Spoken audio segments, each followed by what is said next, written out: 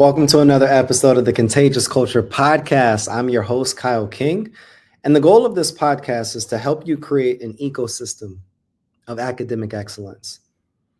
One of the biggest challenges that I see leaders make within the educational field, as well as corporate America, is a lack of priority or prioritization and a lack of alignment, especially in this work of development, fundraising, and just continuing to grow your school community. It's challenging for us to be able to be collective as a team as we move forward if everyone isn't on the right page, if everyone isn't on the same page. I've experienced this a lot in my own life, at working at schools and me having a vision to be able to move something forward. And it's not that other people did not have a vision to move something forward. It's just you want to make sure that everyone's vision of moving forward is defined in the same direction. Because my forward may look like this, your forward may look like this, the board's forward may look like this, and then you just have some people that are moving backwards. So the goal of this episode is to give you 7 steps that will help you get aligned as a leadership team. This episode is geared for board of directors members, as well as executive leadership and leadership within schools, so that whatever work that you're leading, whether we're leading work as we look forward to the school year, leading work as a part of our development team, leading work as an organization, these 7 steps are critical. And they're in this specific order so that you can work through these steps to be able to ensure that we are moving in the right direction. Step number 1 is clarifying the why. And why this is important is because oftentimes we lead new initiatives, we lead work, we focus forward, but we don't understand where we're going or why we're doing what we're doing. A question that we recommend that you ask your team in this initial meeting is, what do we want to be true for our students, for our families, and for our school, or even for our team a year from now, 3 years from now, 5 years from now? Why this question is important is it allows us to create shared motivation, shared belief, shared vision, shared values, shared mission, and not just shared task. At the beginning of me taking on a role as a director of a school, one of the challenges that I was met with is that my why to what I wanted to be able to accomplish was in alignment with the board of directors. And they gave me full reign to be able to do what I do to the best of my ability. But where I experienced challenges is that it was out of alignment with other directors' vision of why we were doing this work. This led us to having a misalignment and a disconnect in shared motivation, but we did have shared task. I want you to follow me. The goal of clarifying the why is to create shared motivation, not just shared task.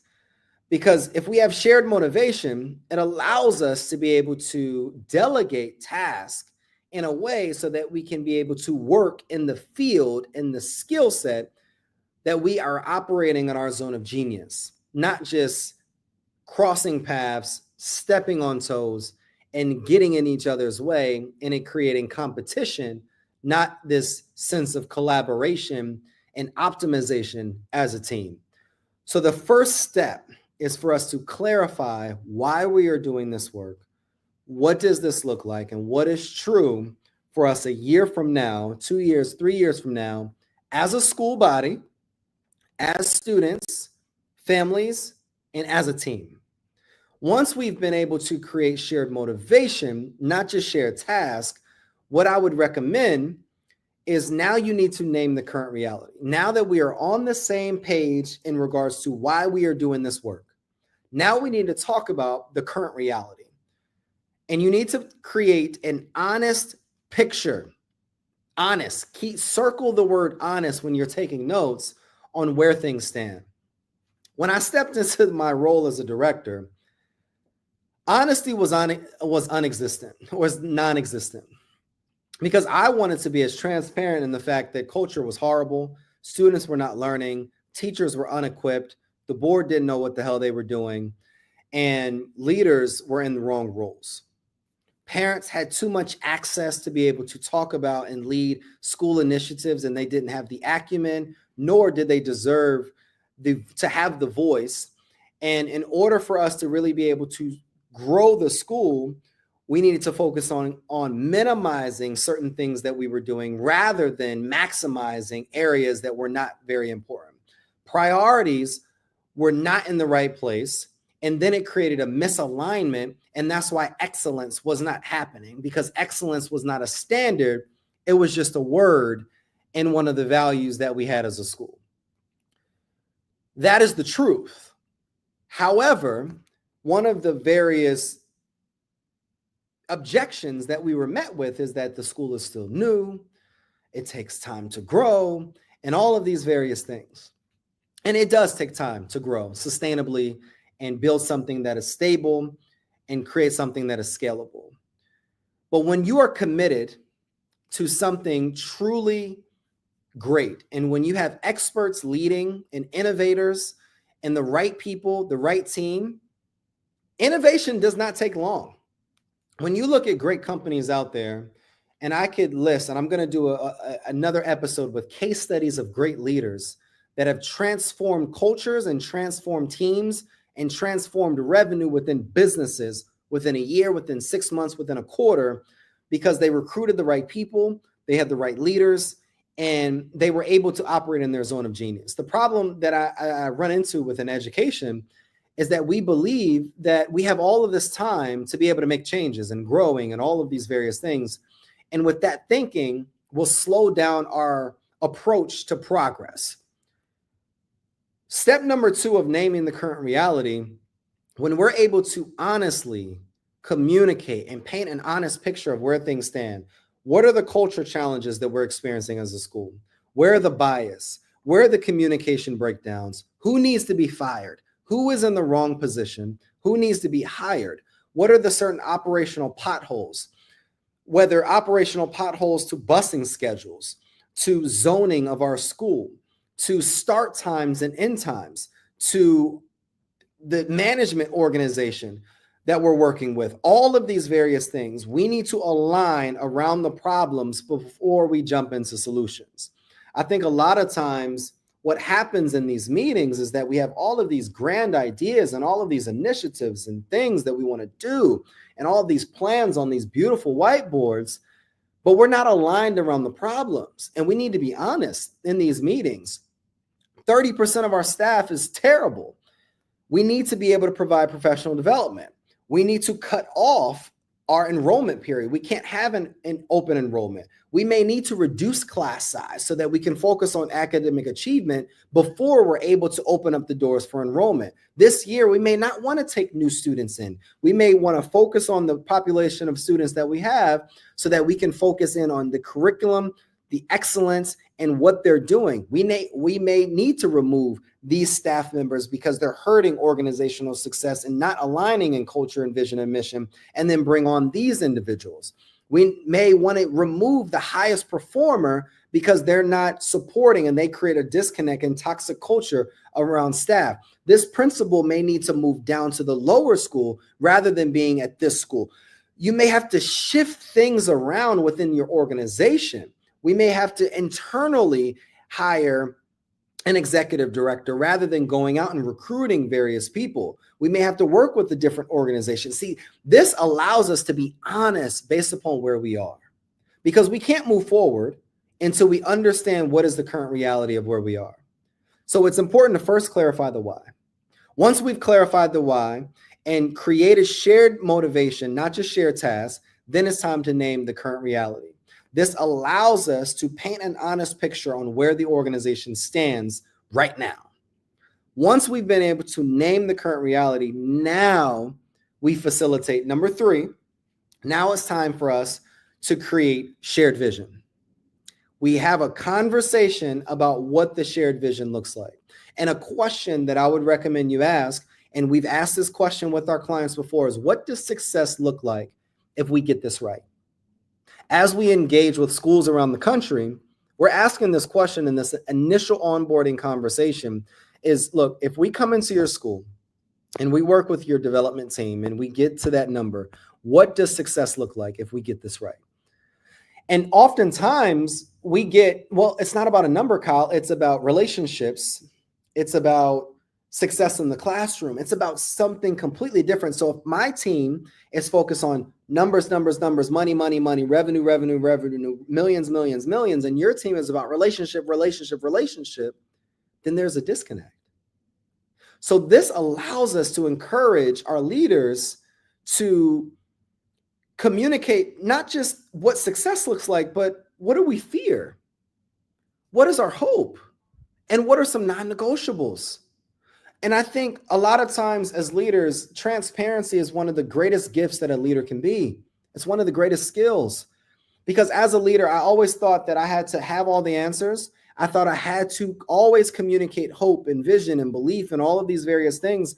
But I think when I began to start communicating fear, when I began to start communicating that I don't have the answer, this allowed our team to come together and be able to build solutions for these answers.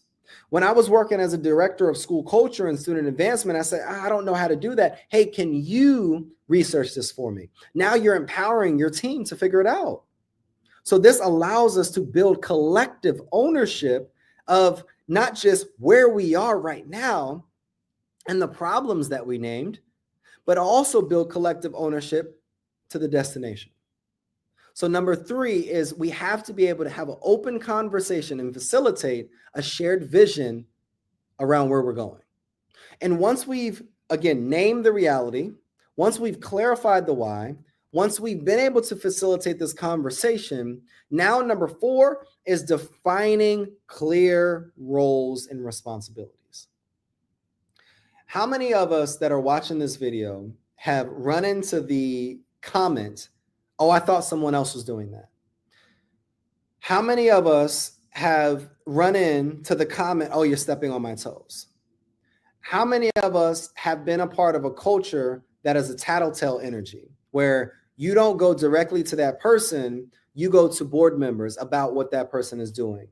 You go to other leaders or other staff members about what that person is doing and why or how that person is stepping on that individual's toes, or doing work that's not necessarily theirs, or having conversations with staff rather than you having that conversation with staff. See, these are instances that if we have these initial conversations and we define clear roles and responsibilities, we avoid all of the confusion.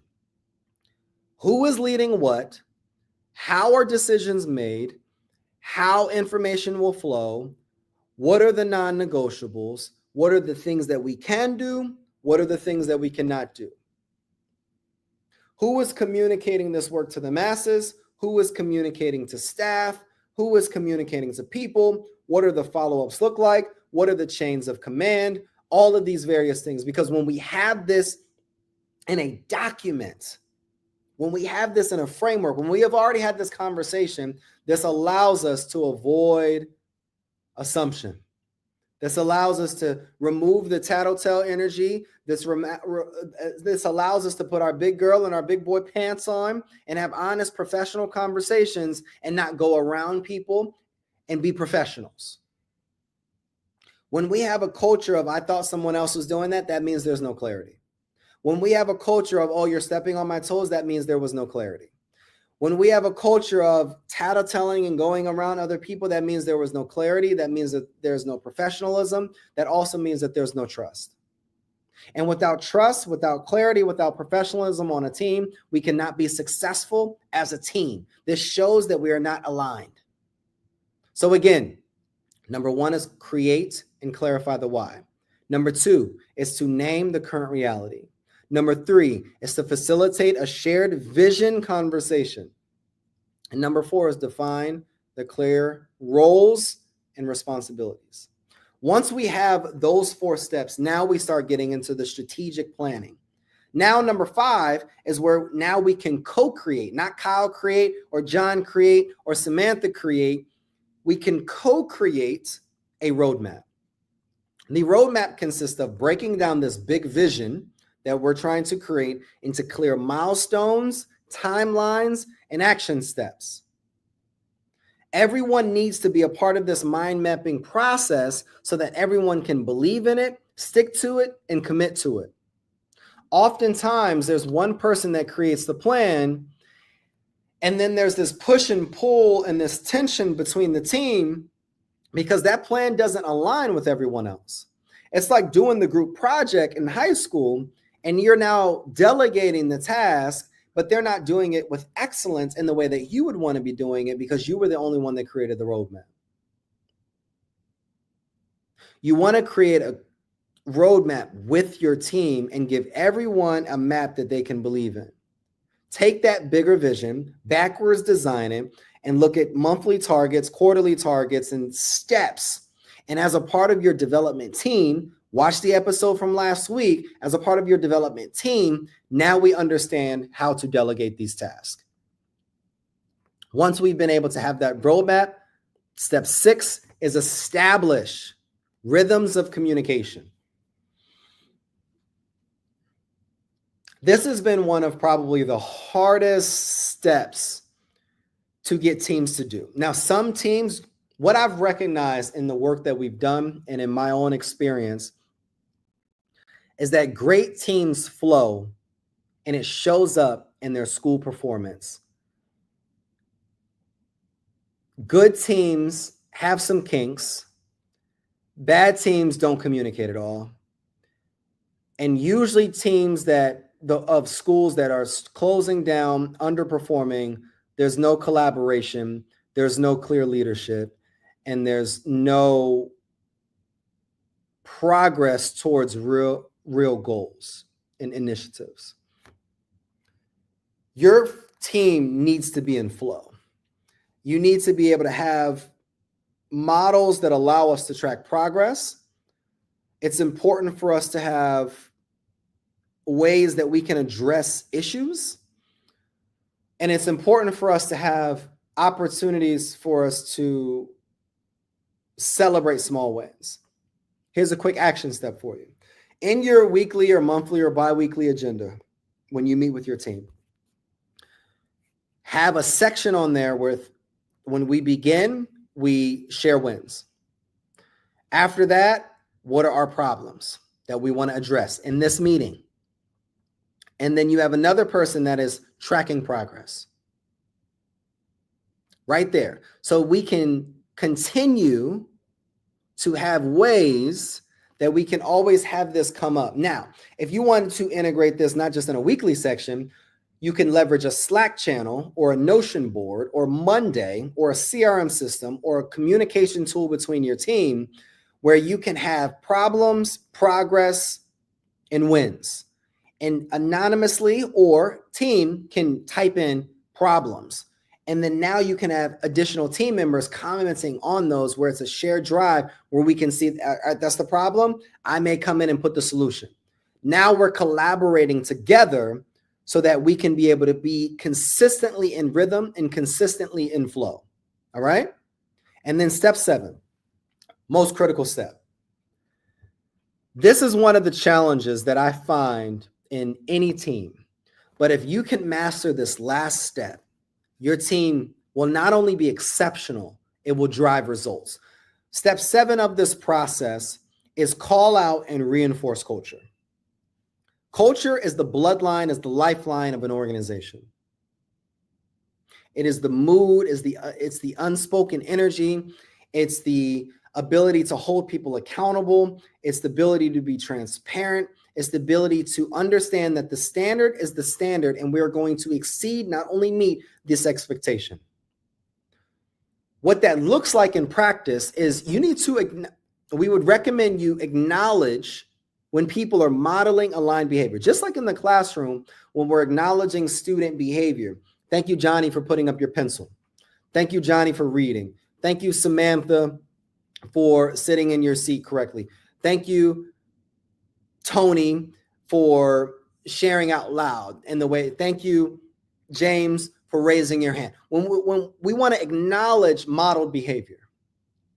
But just like everyone wants compliments, we have to address misalignment. Everyone wants to be complimented and affirmed, and no one wants to be held accountable, but it's the accountability that is going to separate good teams and great teams. It is the transparency that's going to separate good teams and great teams. It is the authenticity that is going to separate good teams and great teams. And this was the one piece of the puzzle that separated a team that I was working on from being exceptional and growing to become an A school versus sitting in a D school. It is addressing misalignment and issues quickly and effectively. When people are gossiping, address it. When people are having the tattletale culture, address it. When people are saying you're stepping on my toes, address it. With that individual in that group setting. If we are all on the same team, we need to be honest. Look, I know you went over my head to the board. What could I be doing differently, or what could I have done differently so that you would have felt more supported in your work?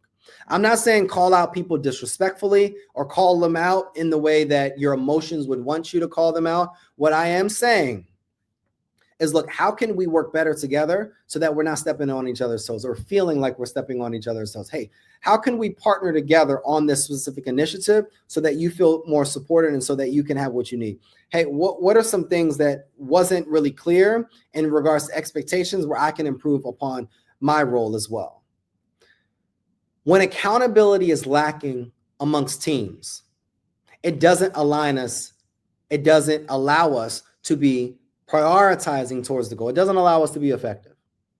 So in order for us to truly be effective as a team and increase our productivity, drive results, we first have to clarify the why. We have to then name the current reality. We have to then have shared conversations around vision. We then, once we have this vision conversation, we have to define the roles and responsibilities of our team. Once we do that, then we co-create collectively a roadmap. This will allow us to establish rhythms of communication. But most importantly, this will allow us to call out disconnect, call out misalignment, and hold people accountable and be transparent and authentic in the type of culture and the type of standard and the type of expectation that we need to be able to drive success for our school. Whether you are building a development team, a leadership team, boards, leaders, this work is necessary. And if you want to drive success, reach out to our team. If you want to be able to mobilize the resources that you need for this school year, reach out to our team. If you want to be able to improve upon the various academic standards, social standards, and school standards that you have, reach out to our team. It's another episode of the Contagious Culture podcast. My name is Kyle King, and we'll see you all next episode.